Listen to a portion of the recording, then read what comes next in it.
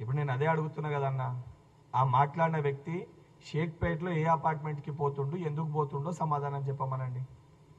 ఇప్పుడు ఒక బాధ్యత గల నేను ఎమ్మెల్సీగా ఉన్నాను కాబట్టి పర్సనల్ ఇష్యూస్ పైన మాట్లాడొద్దు కాబట్టి ఓపికతోటి ఓర్పుతోటి మాట్లాడుతున్నాం. నేను చెప్పేది ఉన్న విషయాలు, ఉన్న విషయాలు మేము మాట్లాడతలేమని లేని విషయాలు మాట్లాడే ప్రయత్నం వాళ్ళు చేస్తారు. నిజంగా వాళ్ళకి వాటిపైన చర్చ పెట్టాలనుకుంటే అన్నీ కూడా ఎవిడెన్సెస్తో సహా అందరము తీసుకొని బయటికి వచ్చి కేటీఆర్ వస్తే అన్ని ఎవిడెన్సెస్ కూడా చూపించి కేటీఆర్తో చర్చకి నేను సిద్ధంగా ఉన్నా.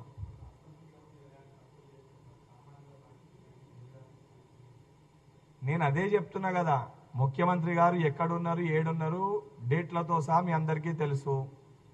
కేటీఆర్ అనే వ్యక్తి ఈ సమయంలో లేడు, అన్అఫీషియల్ ట్రిప్ అని చెప్పి మీడియా మిత్రులు కూడా ఆ సమయంలో కేటీఆర్ని సంప్రదించే ప్రయత్నం చేస్తే మీకు కూడా తెలుసు కేటీఆర్ గారు లేరు, ఎవరికి అందుబాటులో లేరు, అన్అఫీషియల్ ట్రిప్ బయటికి పోయినరు అని చెప్పారు. బయటికి ఎక్కడ అంటే ఒకరికి ఫోన్ చేస్తే ఒక పిఏ యూకే అని చెప్పిండు, ఒక పిఏకి ఫోన్ చేస్తే యుఎస్ అని చెప్పిండు, కానీ పోయిందేమో ప్యారిస్కి.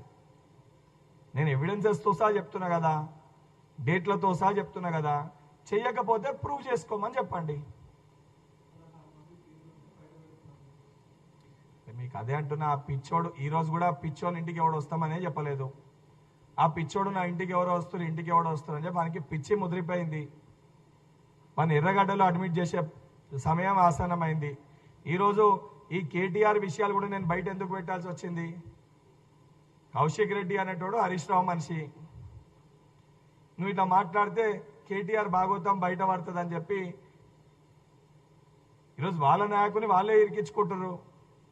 ఇవన్నీ డీటెయిల్స్ తీసి బయట పెడితే ఇప్పుడు నేను తీసి బయట పెట్టిన ఇది ఎవరు ప్రూవ్ చేసుకోవాలి? కేటీఆర్ బయట వచ్చి దీనికి సమాధానం చెప్పాలి.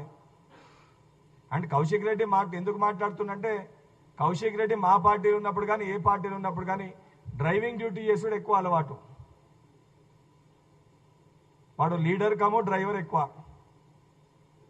వాడు గతంలో కూడా మా పార్టీలో వైఎస్ఆర్సీపీ ఉన్నప్పుడు అదే పని చేసేవాడు.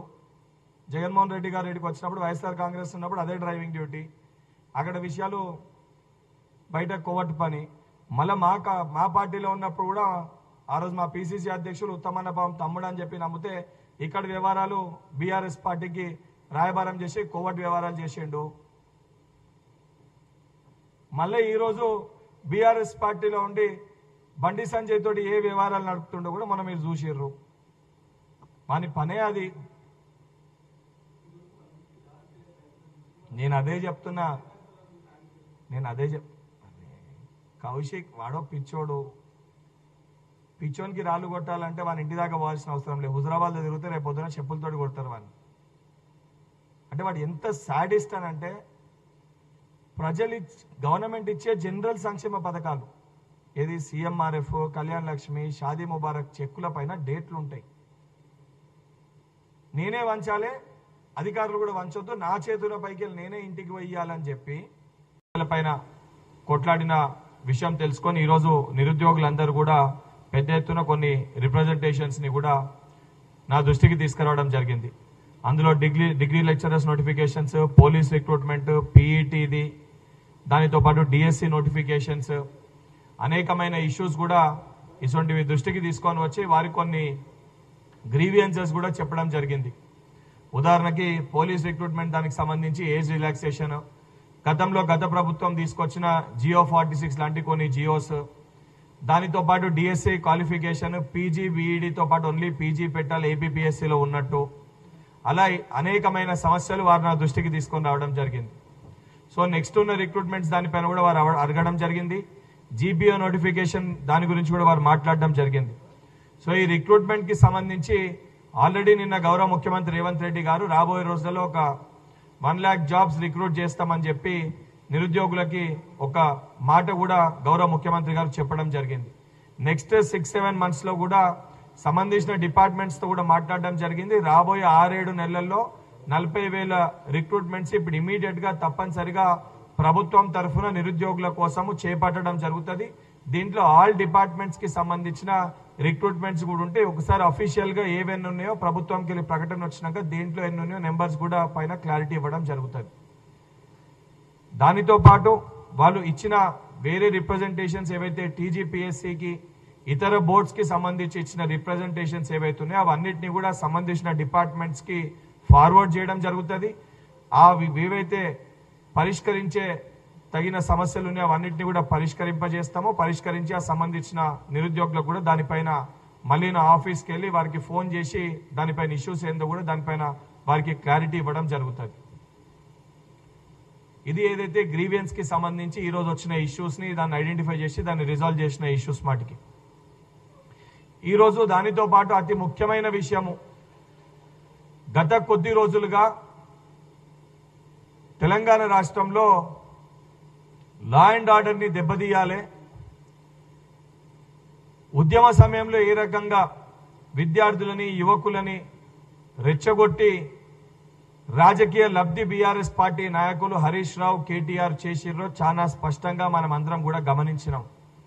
మళ్ళీ ఈరోజు తెలంగాణలో ఉన్న యువతని విద్యార్థులని అడ్డం పెట్టుకొని వాళ్ళని ప్రొవోక్ చేసి వాళ్ళని రెచ్చగొట్టి రాజకీయ లబ్ధి పొందుదామని చెప్పి బీఆర్ఎస్ పార్టీ నాయకులు మళ్ళీ ప్రయత్నిస్తున్నారు. దానికి ఉదాహరణ వారి సొంత కుటుంబంలోనే, వారి పార్టీలోనే వాళ్ళ కుటుంబంలో ముగ్గురుంటే హరీష్ రావు కేటీఆర్ ఏమో ఇవాళ తెలంగాణ విద్యార్థుల సదస్సు అని చెప్పి ఉప్పలో ఒక ఫంక్షన్ హాల్లో వీళ్ళు మీటింగ్ పెట్టారు. ప్రారంభించేదేమో హరీష్ రావు, కంక్లూజన్కి ఏమో కేటీఆర్. మరి మరొక వైపు మేడ్చెల్ల తెలంగాణ జాగృతి లీడర్ అనే ప్రోగ్రాం కల్వకుంట్ల కవిత గారు పెట్టారు. అంటే వాళ్ళ పార్టీలో వాళ్ళకే సఖ్యత లేకుండా ఇద్దరు కూడా విద్యార్థులని యువకులని, ఒకలేమో ఉప్పల్లో ఒక సదస్సు పెట్టి విద్యార్థులతోటి మరొకరు లీడర్ అనే కార్యక్రమము మేడ్చెల్లో పెట్టి యువకులని రెచ్చగొట్టి రాజకీయ లబ్ధి పొందే ప్రయత్నం వీళ్ళు చేస్తారు. 10 ఏళ్లు బీఆర్ఎస్ పార్టీ అధికారంలో ఉన్నప్పుడు నీళ్లు నిధులు నియామకాలు పేరుట తెలంగాణ రాష్ట్రంలో తెలంగాణ రాష్ట్రాన్ని ఆ రోజు ఈ మూడింటి కోసము తెలంగాణ ప్రజలందరూ కోరుకుంటే సోనియా గాంధీ గారు తెలంగాణ రాష్ట్రాన్ని ఇచ్చారు. ఆ నియామకాల్ని కంప్లీట్ గా మర్చిపోయి, నియామకాలు అంటే కేవలము కల్వకుంట్ల కుటుంబానికి వచ్చే ఉద్యోగాల్ని నియామకాల లెక్క పరిగణలోకి తీసుకున్నట్టు తెలంగాణలో ఉన్న నిరుద్యోగులని ఏ రోజు పట్టించుకొని వీళ్ళు, ఏ రోజు విద్యార్థులని పట్టించుకొని వీళ్ళు ఈ రోజు అధికారాన్ని కోల్పోగానే విద్యార్థులని నిరుద్యోగులని మళ్ళీ ఈ రకంగా మీటింగ్స్ పెట్టి, ఆ మీటింగ్స్ లో కూడా హరీష్ రావు మాట్లాడిన మాటలు వింటే చాలా హాస్యాస్పదంగా అనిపిస్తుంది. తెలంగాణ రాష్ట్రం ఏర్పడ్డది. తెలంగాణ రాష్ట్రం ఏర్పడ్డాక విద్యార్థుల యువకుల కోసం ఏ రోజు మాట్లాడని హరీష్ రావు ఈరోజు మళ్ళీ తిరిగి వచ్చి సెంటిమెంట్స్ ని ఎమోషన్స్ ని రెచ్చగొట్టి